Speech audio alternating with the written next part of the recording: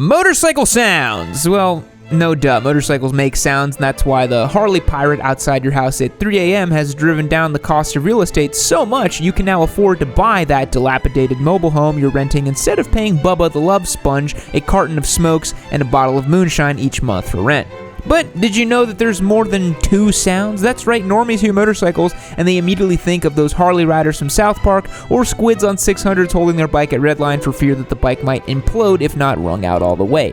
But why does a motorcycle make these sounds? Engine configuration, firing order, aftermarket exhaust systems, and more contribute to sounds emitted from a motorcycle. We'll explore all of these sounds a little bit so you can know exactly which bike is revving through your neighborhood just by hearing it. We'll start with a mini list of engine sounds and go from there. Before we get started, let's give a big shout out to the sponsor of today's video, Cardo. We'll talk more about them later in the video. Be sure to hit that notification bell too. One click, do it. Alrighty, first up on our list of engine sounds is the single-cylinder engine. A single-cylinder engine sounds is at low RPM. It kind of sounds like you're playing a bass note on a tuba. As it revs up, it sounds a little bit more like a finely tuned lawnmower. A single-cylinder thumper has a pretty utilitarian agricultural sound with only one explosion happening at a time.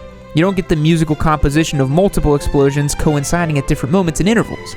Then you have 2-stroke engines that have their own distinct sound. You'll probably be hard-pressed to hear a 2-stroke on the street these days unless it's a scooter, but they sound unmistakable. A 2-stroke engine fires twice as often as a 4-stroke. Math, right? So at a certain RPM with twice the firing, a 2-stroke engine gives you that rapid ring ding ding ding ding ding horror movie villain with a chainsaw coming to kill you sound. You know what I mean. Plus, you'll see all the little clouds of smoke behind on the bike. Man, good old days where you could fog for mosquitoes while riding your bike on public streets. Let's get a quick sound check of that. A parallel twin engine can sound a couple of different ways. If it's the Ninja 650, it'll sound boring. 180-degree parallel twins sound like a sewing machine. I honestly feel like they sound worse than single-cylinder engines. They just make this droning whir like a household appliance. Not a flavor I'm into. But alternatively, a 270-degree crank parallel twin sounds awesome. These engines can be found like the Yamaha MT-07 and the Triumph Bonnevilles, to name a few. The 270-degree crank gives a parallel twin a more distinctive and burlier exhaust note with pops and burbles and add power delivery more akin to a V-twin with more torque readily available earlier in the rev range. I'll actually be talking more in depth on the differences between 180 and 270-degree cranks later in the video, so stay tuned for that. But let's hear the two right now.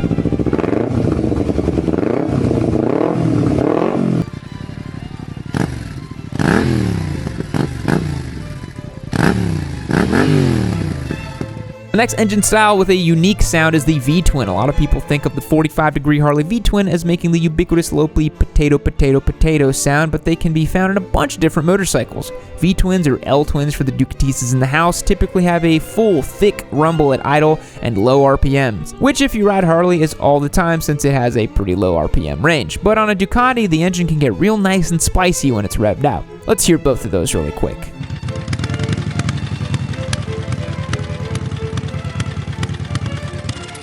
Then you have inline triples. 3 cylinders are found in bikes from Triumph, obviously like the Daytona and the Speed Shuffle, but also in bikes like the MT-09 from Yamaha and the Dragster from MV Agusta. Inline triples have a more musical exhaust note if it is relatively tame and refined and low RPMs before starting to howl at high RPMs. Plus, if it's a Triumph, you get that nice whistle, which is a great accompaniment to the exhaust sound composition. Take a listen real quick.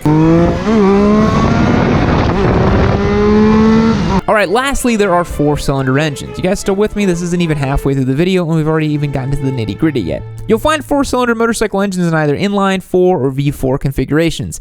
Inline 4s don't matter because they're going to go extinct anyways. Check out our video if you want our hypothesis on the bleak future of the inline 4 motorcycle. But yeah, even the layperson probably knows what an inline 4 sounds like. It sounds like wing, wing. It's that classic squid and neon icon helmet lane split past you on the freeway going like 150. Yeah, that's an inline 4. We don't need to hear it. A V4 engine sounds insane. You'll hear them in race bikes like the Ducati Panigale V4 or Aprilia RS V4 or the Yamaha VMAX. I see you, Grandpa, don't you worry. The V4 makes pretty much every crazy sound you could expect a motorcycle to make. They rumble and growl, burble and howl, and hey, there's a little Dr. Seuss for you right there. Take a listen to the V4. One of the spicier inline 4 configurations is Yamaha's R1, the crossplane inline 4. That definitely deserves a shout out. Take a listen to that really quick. Ugh, Now, firing order, exhaust notes, blah, blah, blah, I get it. You want to listen to Linkin Park while you commit traffic violations on your way to meet your Tinder date at the Buffalo Wild Wings. And luckily for you, Cardo is here to help. Cardo makes industry-leading motorcycle communicator systems. We are stoked to have them over for sale at shop.yammynoob.co. We've got a bunch of different options that let you listen to music, talk with your riding companions, take phone calls, or take directions from all the comfort of your helmet. While there are options for all budgets, I'm going to be real with you and just send it to get you the Pack Talk Edge. The Pack Talk has the JBL speakers, voice operation, and is waterproof in case God decides to smite you with a thunderstorm while you're out on the road. It is what I use on my helmet, and I really love it. It's got the magnetic clip too. It's pretty sick. Also, it's secure and is easy to remove air mount, which is great, so you don't have to be that guy that carries his helmet around everywhere and can instead just pull out of your Cardo, keep it safely on your person. Head over to shop.yammynoob.co and check out all the products we have from Cardo that are available. Okay, so we already know not all parallel twins or V-twins or even inline fours sound exactly the same, but why is that exactly? It's science. Let's take a look at the parallel twins. We know P-twins with a 180-degree firing order sound boring, and that's because they have an even firing order and are firing exact opposition of each other. When one piston is at top dead center, the other piston is at bottom dead center. Up and down, fire, exhaust, intake, compression, all in an uninspiring snooze fest that sounds like you souped up a bathroom fan for better ventilation after an all-you-can-eat taco night at the taqueria.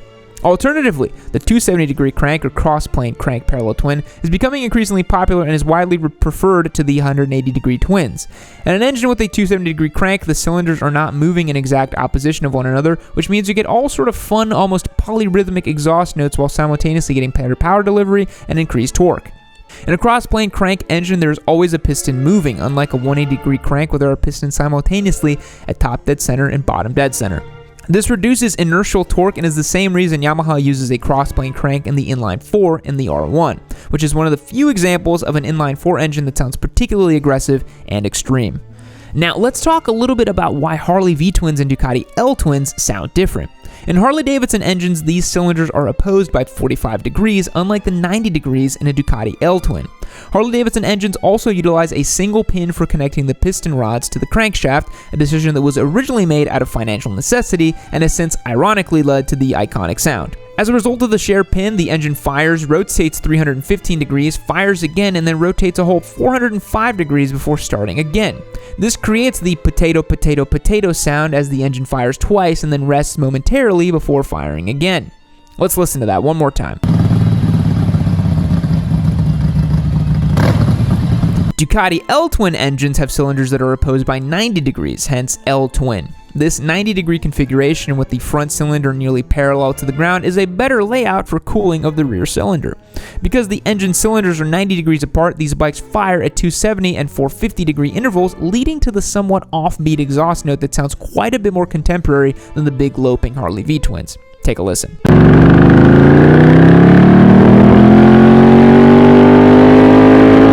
A motorcycle will also sound different based on its displacement. Smaller CC engines typically need to rev out quite a bit higher to make similar power compared to a larger displacement motorcycle.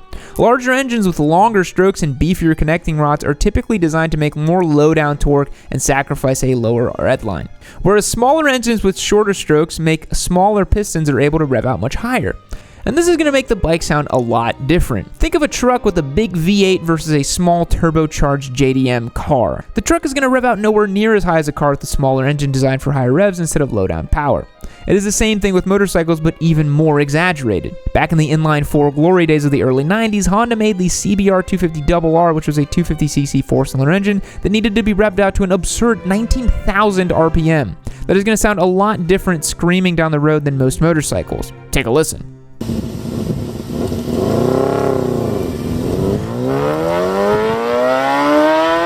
Now, while the CBR 250RR is kind of an extreme case, the same can be said about most high-revving inline 4 sport bikes. Smaller displacement bikes like the R6 rev out higher than larger bikes like the R1, and those high revs create a super distinct screaming exhaust note. There are some other sounds that come from motorcycles that aren't a result of the exhaust or engine configuration. For instance, many motorcycles from Ducati came with dry clutches because Ducati just needed another reason to be different. The forums need more fodder to wax poetic about masturbating in Italian. A dry clutch does the same thing as a wet clutch. It disconnects the engine from the transmission, allowing you to start, stop, and shift gears. A dry clutch differs in the fact that it's dry, meaning it sounds like a tin can full of nails while the engine is running. A dry clutch does not live in a nice oil bath like a wet clutch does, so it is quicker to wear out, but it is beneficial for high-performance motorcycles because it creates less drag and more power to the rear wheel. Like most aspects of Ducati's engineering and design choices, the dry clutch became common on motorcycles from Ducati because of their racing pedigree. Dry clutches were faster to switch out during races because they didn't have to drain the oil before replacement. And since it has become a bit of a design and marketing gimmick that Ducatistas fawn over. Let's listen to a dry clutch really quick.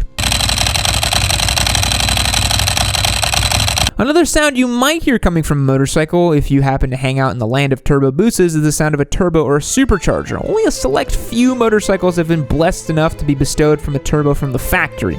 Some noteworthy models are the historical turbo wars of the 1980s, are the Honda CX650 and the Kawasaki GPZ750, but typically you're going to find a turbocharged motorcycle to be the product of a Busa Boys gumption or some wretched Mad Max inspired project that looks like it crawled straight up from hell and received the turbo kit level of purgatory.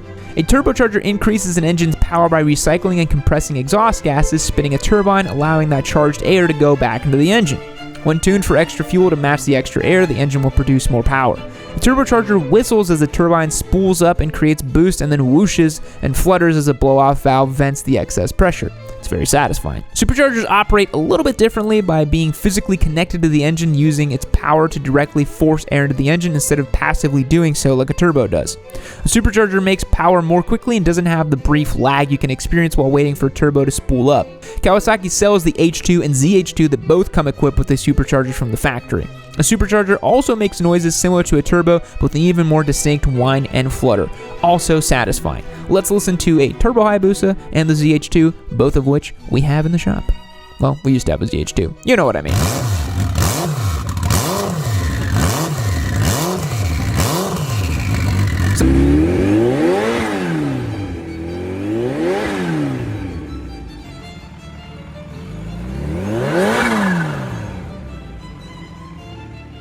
There you have it. A quick little breakdown on why a motorcycle sounds the way it does is pretty complicated, huh? There's a little bit more to it than you might think, and there's even more that we didn't have time to touch on. Valve train noises, aftermarket exhaust versus stock exhaust, but hey, there's only so much time in the video for a day. I hope you learned something and had a chuckle. If you enjoyed the video, take a second to subscribe, hit like, and hit that notification bell.